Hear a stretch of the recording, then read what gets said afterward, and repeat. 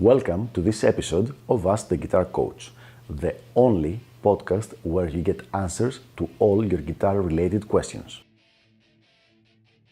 If you're interested in developing your guitar skills and reaching your music goals, please send me an email at the email address ioannis@ioannis.org. That is IOANNIS at IOANNIS.org, so that I can let you know about all the different packages of elite guitar coaching and how you can get private coaching by me. Without further ado, let's go to our question for the day. Are great guitar players just born with it? Okay, so this is one of the questions I hate, or actually I love to hate to answer, because it depends, it's yes and no, and at the end of the day it's totally irrelevant. But let's get started and see if we can kind of like build a case over the whole thing. So 1 to 5% of people are actually born with it. They have an unnaturally high intelligence on the specific subject. This can be, in this case, musical intelligence. For someone like Michael Phelps, it's a different kind of intelligence. It's a physical intelligence that helps him do the things he does in the water. So if you just look at this part, then yes, there is an appreciable advantage. However, this 1 to 5% of people will only be able to manifest their, let's say, talent, their born with it advantage after several years of intense, concentrated, focused playing. So what I'm trying to say, and actually it's not just playing it, they have to be practicing. If they're just playing, it's very often they will just reach the upper intermediate level, and that's going to be it. So what I'm trying to say is that if Michael Phelps did not train for all these hours every day, did not have a coach, did not have his nutrition perfectly, did not start early, did not focus on working and on training on his swimming for hours and hours and hours every day, he still would have been born with the talent, but nothing would have been done with it. And this is one of the most difficult things to explain. And the reason is why, in most cases, people will ask this question. The reason most people will ask this question is because they're trying to find an excuse for either giving up or for their failure. They say, oh, I'm not born with it, so yeah, it's not my fault. So basically just displacement of responsibility. This is really not how things work. So if you want to be working like a bodybuilder, you should not start bodybuilding just because only if you can be Mr. Olympia. The same way, if you start playing the guitar, you should not only start playing if you know for a fact that you can be the best, the fastest, let's say, in the world, okay? You play the guitar, or you go train, or you learn to dance because you enjoy the process, and then you try to become as good as you can. Are there going to be people better than you? Yes, people that will have maybe more talent, but in most cases, the people that will be better than you are not going to be the ones who will have more talent. They're going to be the ones who were serious about it, who were very consistent, who put their ego on the side and got someone to coach them so that they could be better, instead of saying, oh, I'm going to do it just by myself, I'm going to try to do it myself. These are the people that are going to become better than you, not the ones who are going to be more talented.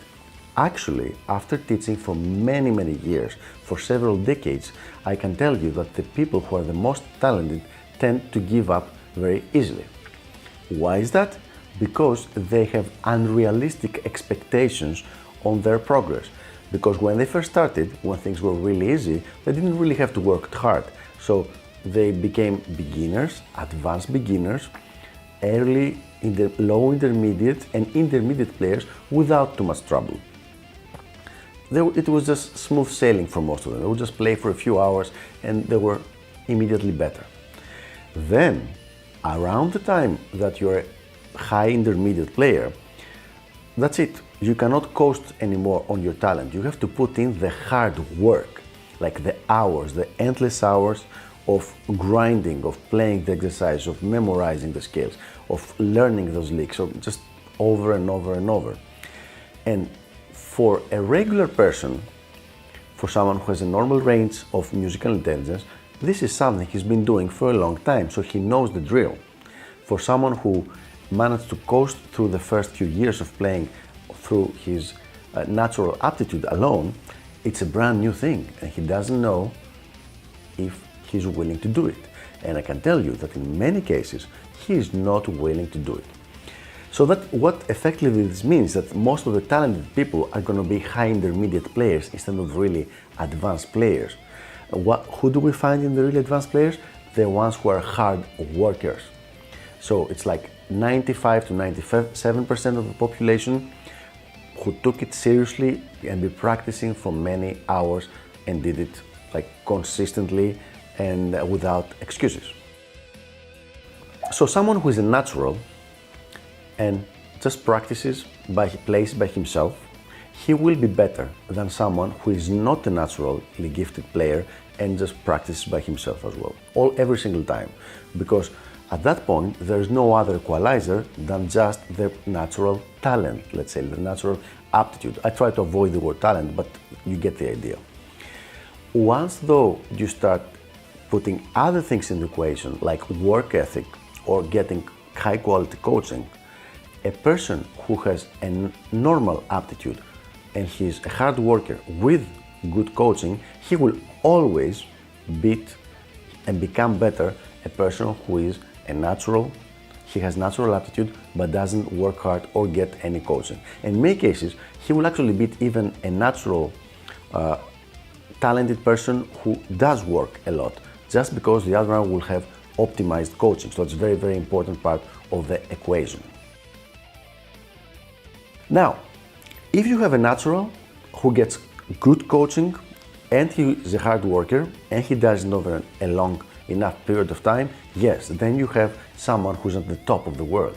This is where you get like someone like Steve Vai, this is where you get someone like John Petrucci or Aldi Meola. These are people who had all those things together, plus several other things that gave them the ability to become at the top and be at the top of the guitar game. The important thing to understand is a saying that I've read somewhere, I don't remember where, that says, hard work will always beat talent when talent doesn't work hard. And that's very, very important to remember. And it's very important to not use the talent thing as an excuse, because even though it will make a difference, it will make a difference only when you're at the highest level. And I would really suggest you take your time and you wait before you get at that level and then examine the whole talent thing, because that's the only level where it's going to make a difference. So this was a lengthy explanation. I hope it was clear, but I will try to simplify. Number one, stop looking for excuses. That's all. That's the most important thing. And number two, as Frank Zappa very famously said, shut up and play your guitar. And that's why he made it the title of one of his recordings as well. So there you have it. I hope this was helpful, and I will see you in the next episode of Ask the Guitar Coach. Until then, keep those questions coming and keep on shredding. Bye bye.